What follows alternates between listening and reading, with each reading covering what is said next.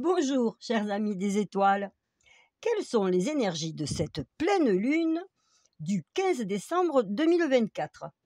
Cette pleine lune s'effectue en Gémeaux, en conjonction à Jupiter. Gage pour nous de convivialité, de sociabilité et de complétude. Jupiter est la planète qui nous comble. Elle représente l'offrir et le recevoir. Elle est l'accueil. L'accueil fait aux autres et à la vie. Elle est la confiance. En psychologie, c'est l'enfant confiant à la vie, car il a bien tété. Nous sommes à la très spéciale pleine lune de Noël. En Gémeaux, bien sûr, elle parle pour nous de déplacement, de communication, de rencontre, mais elle est duel. Extériorisation, mais aussi intériorité, êtreté. Nous accepter tels que nous sommes à l'intérieur. Elle nous parle de recentrage sur l'essentiel, sur ce qui nourrit notre âme. Jupiter est le roi de l'Olympe. C'est sa force intérieure qui lui permet d'étendre son influence bien au-delà de ce domaine divin. Avec cette conjonction Lune-Jupiter, l'émotionnel lunaire se lie à la visualisation jupitérienne. Nos émotions se lient à notre intention. C'est l'énergie du cœur de l'archer, du centaure, son émotion qui envoie la flèche vers sa cible, son but.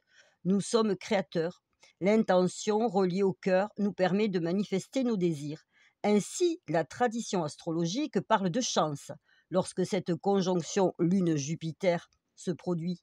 La tradition représente d'ailleurs Jupiter avec la même image que le Père Noël, porteur de cadeaux. Noble stature et belle barbe blanche, symbole de sagesse. C'est une pleine lune où la chance, entre guillemets, interviendra. Cette pleine lune s'effectue en Gémeaux, et c'est donc l'énergie de ce signe qui va nous influencer. Les Gémeaux, les Dioscures, les jumeaux célestes Castor et Pollux, ils ont la même mère Léda. Castor est mortel car il a pour père Tindar, mari de Léda. Pollux est immortel car il a pour père Zeus qui a séduit Léda en se transformant en cygne. Ils sont nés d'un œuf unique. Il y a bien des qualités et des défauts qui déterminent le signe des Gémeaux. Mais pour un signe dirigé par Mercure, emprisonné dans l'image de la pensée résonante qui s'oppose au cœur, il y a des attributs qui peuvent surprendre. Car le Mercure des Gémeaux représente aussi l'amour, l'amitié, l'accueil et la gentillesse. Toutes les belles qualités que nous voyons rayonner dans les yeux et le cœur des enfants jumeaux. Ils s'aiment, se soutiennent, se reconnaissent. C'est pour ces belles qualités que nous aurons aussi à cette pleine lune que Neptune, dieu de l'amour romantique et idéal, leur a offert le cheval et le don pour l'équitation. La symbolique du cheval représente notre moyen de locomotion. Ce symbolisme s'est étendu de nos jours aux voitures, aux trains, à tout ce qui nous permet de nous déplacer et qui est devenu une énergie du signe des Gémeaux. Ils sont donc aussi protecteurs des voyageurs et des maisons d'hôtes. Dans son sens le plus large, ce symbolisme peut se développer, pour certains d'entre nous, en une hospitalité de courte durée, comme une invitation familiale ou amicale, un bar, un restaurant, un hôtel. Neptune a aussi offert aux jumeaux le pouvoir d'aider les marins dans la tourmente. C'est une symbolique dont on parle peu, que cet attribut des Gémeaux à aider et à soutenir. Cette manifestation est représentée par le feu de Saint-Elme. Lorsque la tempête fait rage et que la peur les étreint, les marins remercient Saint-Elme ou Saint-Érasme d'apercevoir cet éclair de lumière si particulier sur le sommet du mât de leur navire. Cet éclat, au demeurant tout à fait du domaine de la physique et du réel, signifie qu'ils sont protégés par le saint et qu'ils rentreront sains et saufs au port. Ainsi, le mental peut nous relier à la sauvegarde de la foi et de la spiritualité lorsque nous sommes dans la tourmente ou dans le brouillard. Mais nul besoin d'être dans la peine pour nous relier à la paix de notre soi et de notre conscience. Certains autres, nous le voyons, s'ouvriront à un moment de retraite et de spiritualité. D'autres encore allieront les deux expressions. Les Gémeaux possèdent cet amour du lien indéfectible, des âmes sœurs, des flammes jumelles, un lien qui transcende le temps. C'est cet amour qui a poussé Pollux à demander à son père Zeus la grâce de l'immortalité pour Castor qui avait été tué. Et c'est en reconnaissance de cet amour que Zeus, Jupiter, leur a accordé l'immortalité alternée, c'est-à-dire qu'il passe ainsi un jour sur l'Olympe en tant que divinité et le jour qui suit dans les mondes souterrains de l'Hadès en tant que mortel décédé. Astronomiquement, leur constellation n'est visible dans le ciel que 6 mois par an. Mercure est maître des Gémeaux. Nous avons ici une bonne représentation de notre mental. Nos pensées nous mènent du ciel à l'enfer, capables du meilleur comme du pire. Le meilleur jusqu'à l'immortalité, lorsqu'il se relie au cœur. Le pire lorsque l'amour disparaît et que la peur le submerge. C'est donc une pleine lune où la fratrie, l'amitié, l'amour, l'entraide sont pour nous importantes. Chacun aidant selon ses moyens, et une pleine lune aussi où l'échelle des valeurs retrouve sa vérité, en redonnant toute sa puissance à un simple sourire ou à l'écoute. Nous pouvons recevoir une aide, faire une belle rencontre, nous déplacer, être invités ou inviter. Les liens affectifs, l'amour, seront importants. Un des aspects le plus manifeste de cette pleine lune est l'opposition Mars-Pluton qui traverse le thème. Nous sommes ici sur l'histoire d'une mission de vie, la mission de vie d'Hercule, qui sera aussi en partie la nôtre à cette pleine lune. Zeus, désireux d'engendrer un fils d'une grande force et d'un grand courage, capable d'aider les dieux autant que les hommes, planifie son accouplement avec Almène, descendante du héros Persée. De là naîtra Hercule, porteur de l'intention créatrice de son père d'aide, de force et de courage. Cette mission reliant la terre et le ciel est le reflet de nos propres missions d'âme.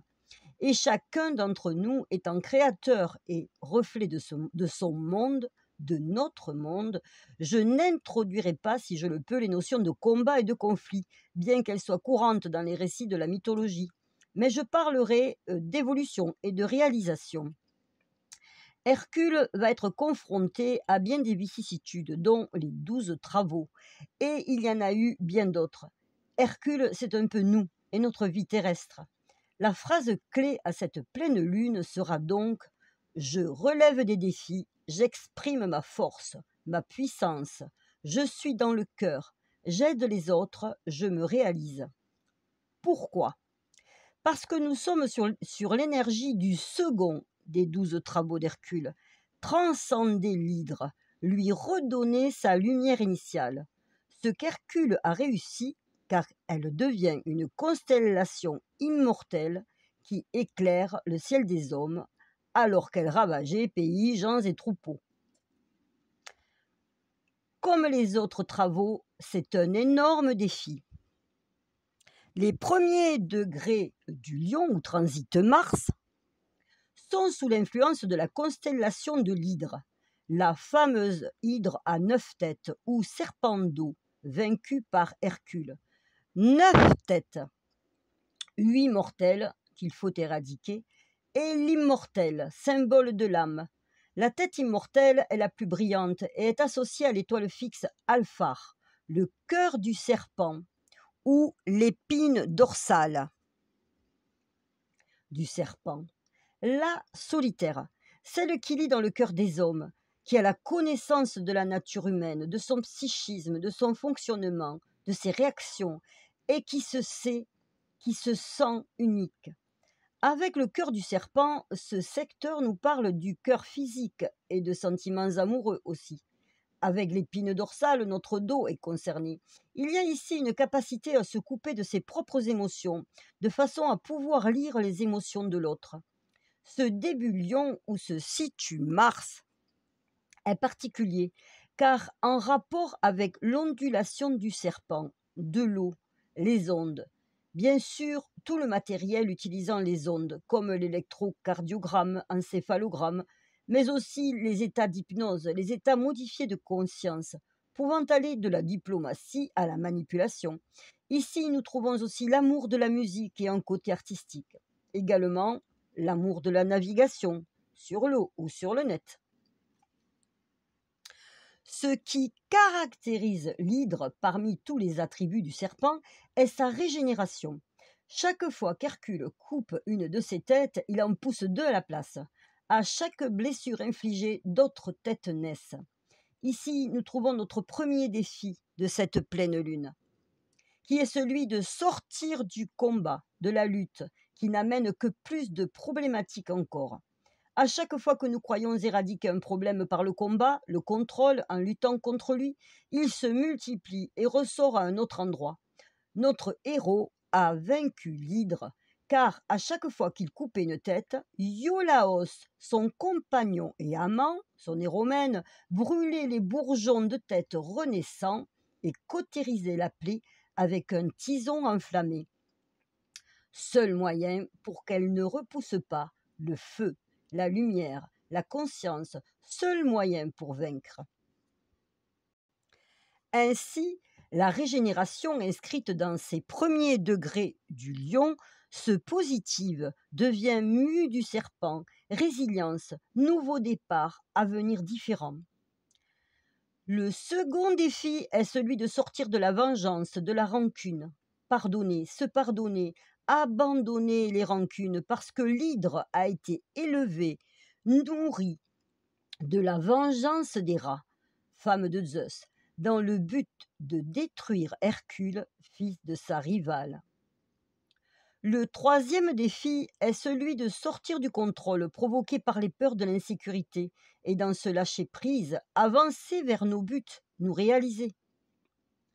Le quatrième défi est d'abandonner toute culpabilité, car une des raisons de ce combat est le désir d'Hercule de se faire pardonner d'avoir tué sa femme et ses enfants, dans un accès de folie instigé par Héra.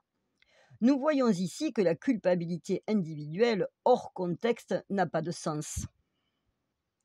L'image du 6e degré du lion, d'où Mars s'est mise à rétrograder, qui porte le résultat de notre problématique à intégrer, nous parle d'épée, de combat, de victoire et de constellation. Cette bataille entre Hercule et l'hydre est aussi la nôtre. Ce temps de rétrogradation de Mars est un temps pour abandonner les idées de vengeance, d'auto-sabotage, le contrôle et son alter ego, la manipulation, la culpabilité, la victimisation. Dans les différents récits de la mythologie, le nombre des têtes de l'hydre varie, et nous voyons en effet qu'il y a peut-être plus de têtes qu'on ne le croit. Toutes les têtes de l'hydre soufflent un poison destructeur, qu'elles soient tournées vers nous ou vers les autres. Le sang de l'hydre, comme son souffle, est aussi un poison violent.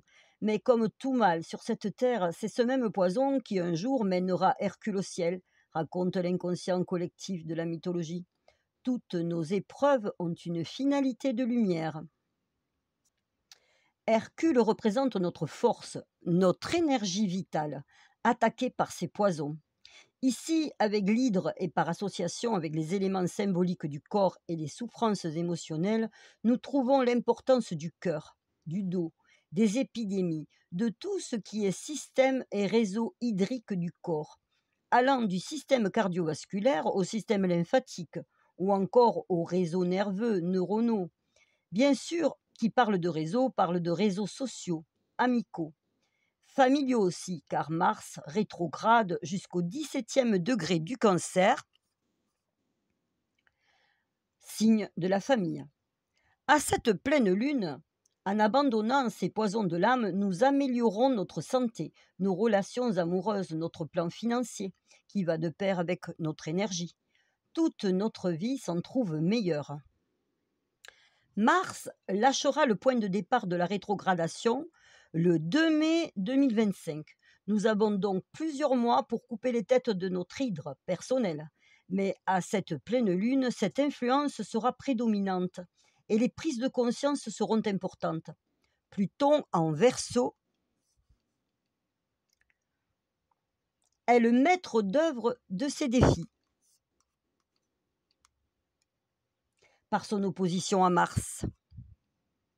Il demande notre transformation, ou plutôt, nous projetons sur lui notre désir d'évolution.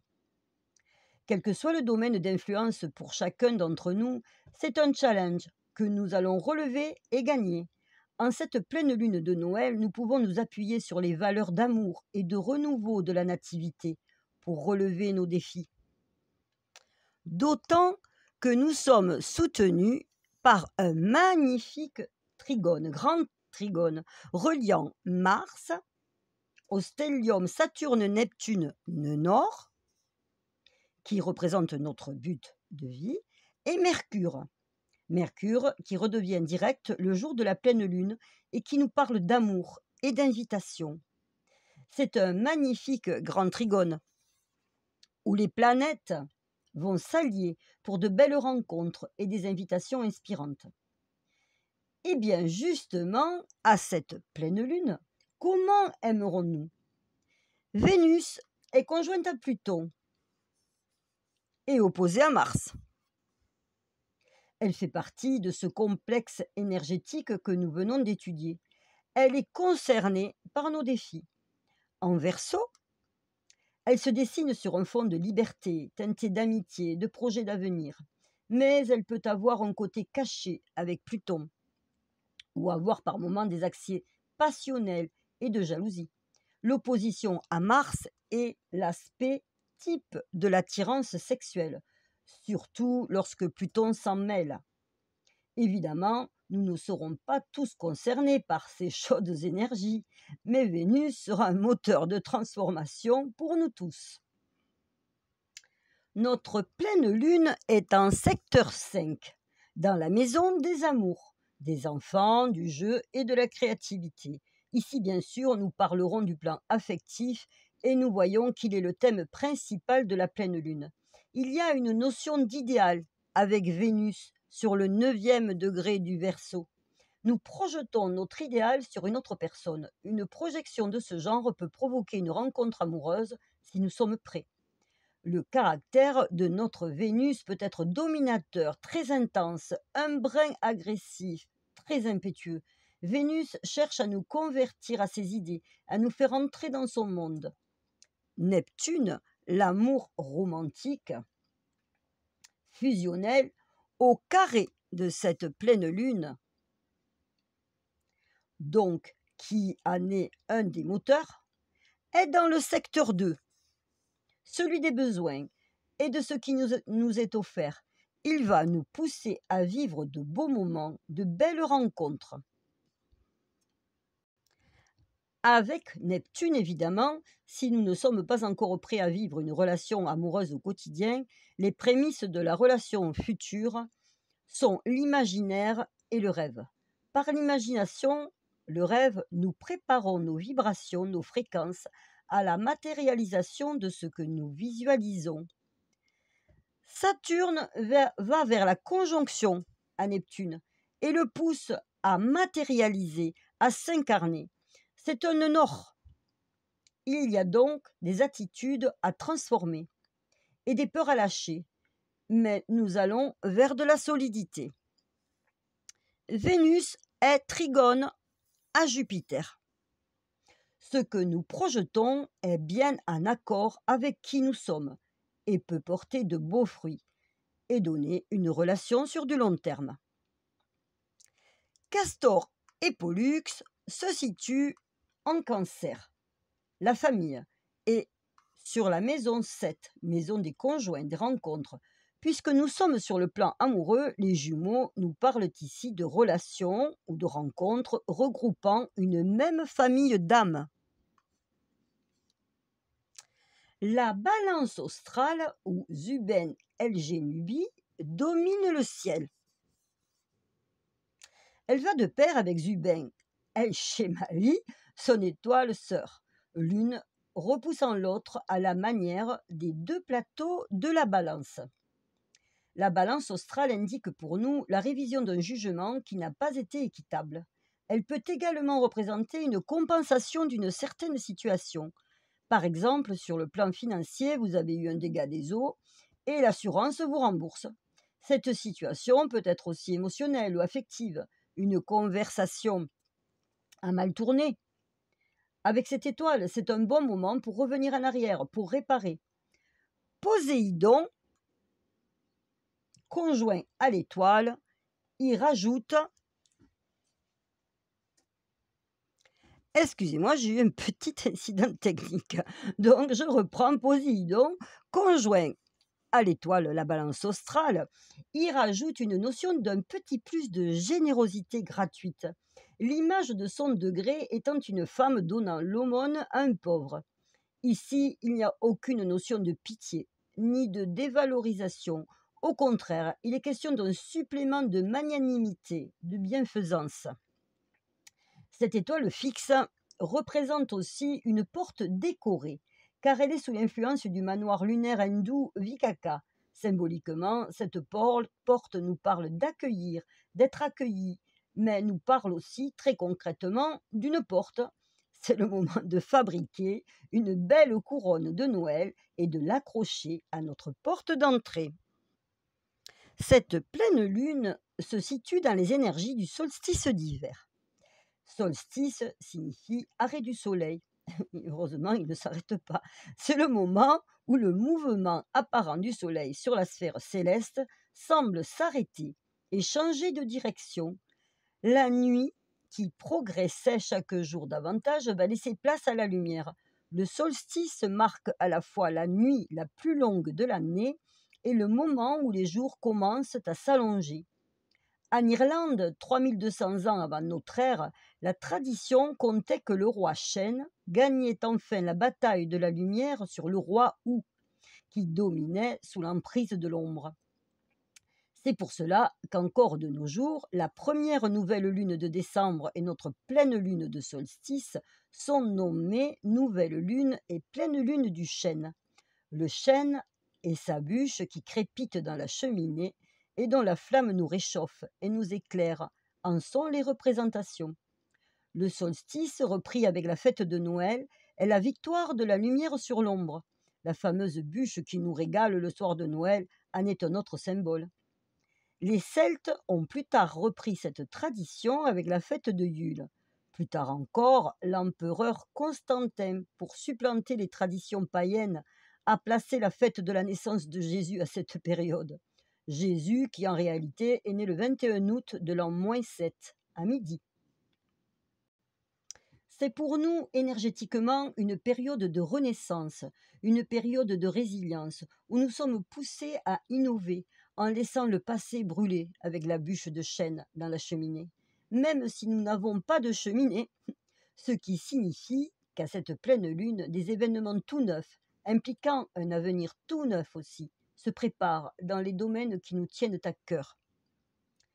Chers amis des étoiles, je vous remercie infiniment pour votre écoute. Si vous avez aimé la vidéo, pensez à liker et pire même à vous abonner. Je vous remercie pour vos gentils messages et je serai ravie de répondre à vos questions. Je vous souhaite à tous un magnifique Noël.